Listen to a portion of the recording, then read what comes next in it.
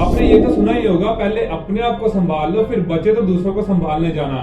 तो आज के टाइम पर हमारे देश में पिछले 3 महीनों से इससे उल्टा चल रहा है, क्योंकि आज के टाइम पर हमारे देश में रोजाना 30 लाख से ज्यादा केस आ रहे हैं और 10,000 से ज्यादा मौतें हो रही हैं। लोग आज के टाइम पर हॉस्पिटल्स के बाहर और सोशल मीडिया पे हर जगह ऑक्सीजन एंड रेमडेसिविर इंजेक्शंस की मांग कर रहे हैं। तो आइए इस बात पर आज चर्चा करते हैं कि कैसे हमारे देश के इतने बुरे हालात हुए हैं फर्स्ट वेव गुजरने के बाद भी।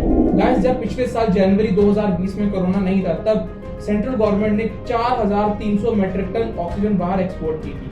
फिर कोरोना आ गया और कोरोना आने के बाद 2 जनवरी 2021 में पिछले साल से 2 गुना ज्यादा बीजेपी गवर्नमेंट ने, हमारी सेंट्रल गवर्नमेंट ने ऑक्सीजन को एक्सपोर्ट किया, जो कि था 9,300 मेट्रिक टन।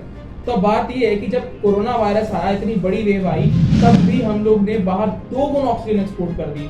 और सोचिए, अगर इस 130 करोड़ की आबादी वाले देश में अगर दोबारा कभी इमरजेंसी आ जाए, तो हमारे पास उससे प्रिक्योर करने के लिए कोई रास्ता है? बिल्कुल नहीं। और यहाँ पर बीजेपी गवर्नमेंट ने 2 गुना एक्सपोर्ट कर दिया और दिल्ली में कल ही 12 लोगों को ऑक्सीजन ना मिलने पर उनकी मौत हो गई। अब भी कुछ भक्त हैं जो कह रहे होंगे कि ऑक्सीजन भेजकर मदद करना अच्छी बात है। हाँ, मैं मानता हूँ कि अच्छी बात है, बट केरला एक ऐसी स्टेट है जहाँ पर कोविड सबसे ज़्यादा एंड सबसे पहले फैला, और ऐसी क्रिटिकल सिचुएशंस दोबारा ना आए, उन्होंने इससे निपटने के लिए 9 गुना ज़्यादा आईसीयू बेड्स का इंतजाम किया और 2 गुना ज़्यादा ऑक्सीजन सप्लाई का सिस्टम तैयार किया। दूसरों को सामान भेजना अच्छी बात है, बट पहले अपने सस्टेनेबिलिटी का इंतजाम तो कर लो, फिर दूसरों को मदद के लिए हाथ फैलाने की जरूरत भी नहीं पड़ेगी। गाइस, पीएम केयर फंड से 202 करोड़ रुपए का फंड रिलीज किया गया, जिसके अंडर की पूरी कंट्री के अंदर 190 ऑक्सीजन प्लांट्स लगाए जाने थे, पर पिछले 5 महीनों के अंदर सिर्फ 30 ऑक्सीजन प्लांट ही लग पाए हैं। तो यहाँ से आपको अंदाजा लगाना पड़ेगा कि कितने बुरे हालात पैदा कर दिए इन्होंने देश के, और उन्होंने कितनी लापरवाही बरती, और इतना ज़्यादा करोड़ों रुपए का फंड कहाँ पर गया इसका भी कोई पता नहीं है।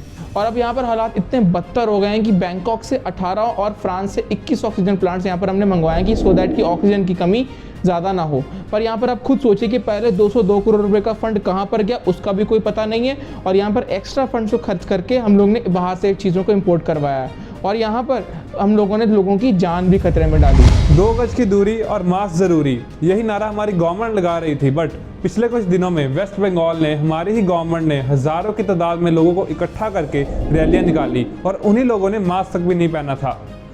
तब कहाँ गया ये नारा? ये कुछ दिन पहले की बात है कि वेस्ट बंगाल में हर एक दूसरे आदमी में कोविड पाया जा रहा है, एंड इनकी ही रैलियों के कारण आज पूरे भारत में असर दिख रहा है। और इसी रैलियों के बाद एक कोविड म्यूटेंट मिला है जिसे कहते हैं E484K। ये इतना खतरनाक है कि लंग्स में जाते ही एक फिट आदमी को भी सांस लेने में दिक्कत होती है। तो सोचिए जो ओल्ड पर्सन है उनका क्या हाल होगा।